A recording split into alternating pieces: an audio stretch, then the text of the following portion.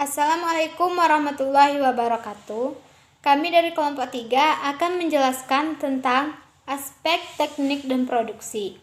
A. Aspek teknik produksi dalam studi kelayakan bisnis. 1.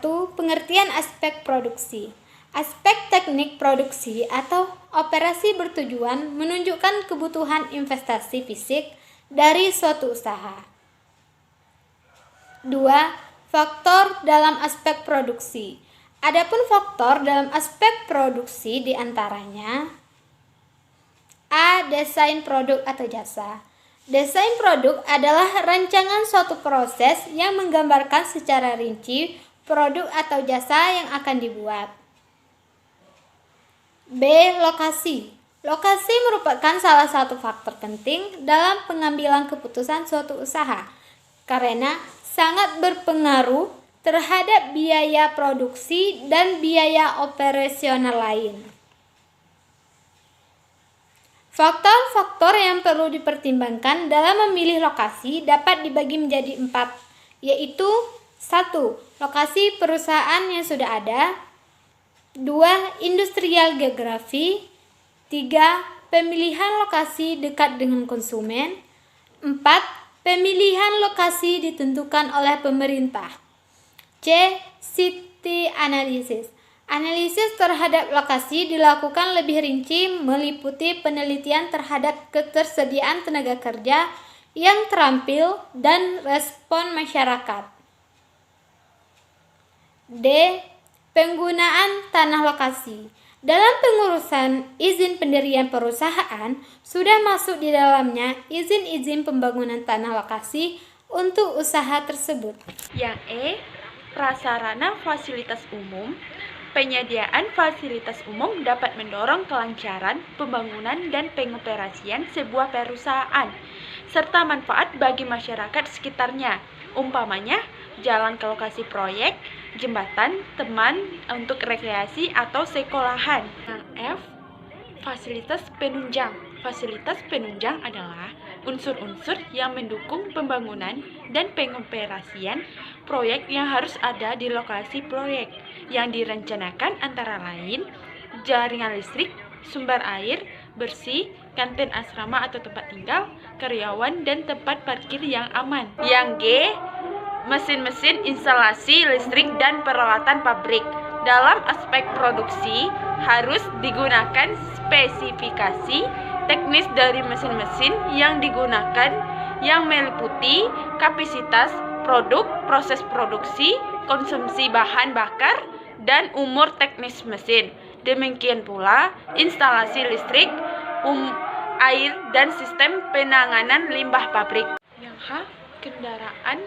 Jenis dan jumlah kendaraan yang dibutuhkan sangat tergantung kepada besarnya proyek, fungsi, lokasi, dan mobilitas barang maupun orang. Yang I. Peralatan kantor dan furnitur guna menunjang kelancaran dan keseimbangan pembangunan dan pengoperasian yang dibutuhkan pada peralatan kerja berupa meja, kursi, dan almari. Yang J. Bangunan. Rencana bangunan dan kebutuhan bangunan harus didukung pula dengan gambar-gambar atau master plan. Yang K. Tata letak. Layout pabrik, proses produksi diatur terbaik mungkin dengan mempertimbangkan sistem produksi efisien, ruang keselamatan kerja, dan keamanan kerja. 3. Tujuan aspek teknik kerja. Yang A. Agar perusahaan dapat menentukan lokasi yang tepat. Yang B. Agar perusahaan dapat menentukan teknologi yang tepat dalam menjalankan produksinya. Yang D. Agar perusahaan dapat menentukan metode perusahaan yang paling baik. B. Aspek yuridis. 1. Pengertian aspek yuridis adalah hukum atau peralatan yang wajib dipatuhi oleh masyarakat, baik secara tertulis maupun secara lisan. Tujuan aspek yuridis adalah untuk meneliti keabsahan, kesempurnaan, dan keaslian dari dokumen-dokumen yang dimiliki. 2. Aspek yuridis dalam studi kelayakan bisnis. Aspek hukum dalam studi kelayakan bisnis menyangkut pada semua hal terkait legalitas rencana bisnis yang hendak dilakukan oleh perusahaan. Adapun ketentuan hukum tersebut yaitu meliputi A. Izin lokasi, B. Akte pendirian perusahaan dari notaris, C. Nomor pokok wajib pajak atau NPWP, D. Surat tanda daftar perusahaan, E. Surat izin tempat usaha dari pemerintah daerah setempat, F. Surat tanda rekanan dari perizinan daerah setempat, G. Surat izin usaha perdagangan atau SIOP. 3. Perusahaan, perizinan, dan legalitas usaha. A. Proses perizinan. Sebelum kegiatan investasi dilakukan, perlu diperhatikan lokasi usaha yang akan dibangun karena itu tidak akan terlepas dari pengaruh-pengaruh yang dapat merugikan perusahaan jika tidak dipersiapkan dengan baik.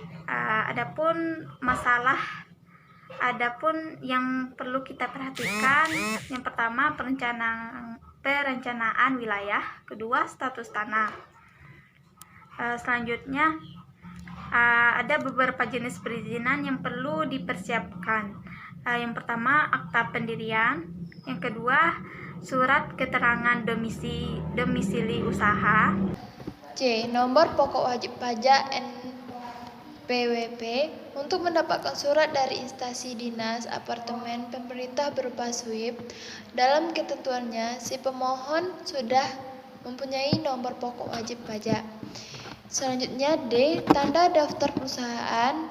Undang-Undang Nomor 3 Tahun 1983 mewajibkan setiap pengusaha di Indonesia didaftarkan dalam perusahaan di Departemen Perindustrian dan Perdagangan perusahaan tersebut.